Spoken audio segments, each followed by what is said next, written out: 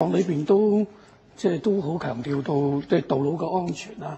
都用一個安全巡查同埋詳細嘅巡查嚟咁咧去保證嚇。咁不過咧，我哋亦收到好多嘅一啲投訴咧，包括咗一啲特別講有啲使用者講咧，近年嗰個路面啊，喺維修過程嘅個工程質素啊，就係越嚟越差，好多出現到好有潛伏性嘅危險。譬如佢舉啲例子咧，嗰啲當佢冚翻嘅時候，啲鐵板咧同鐵板之間咧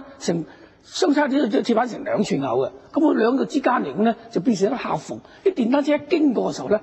根本就好容易就成個人飛起咁樣嘅情況咧。所以我亦睇到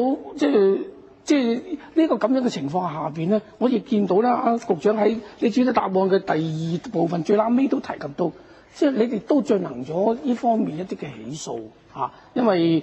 你講話睇到1%嘅係有違規嘅嗰個情況，而嚟講咧又發出咗2860封嘅嗰個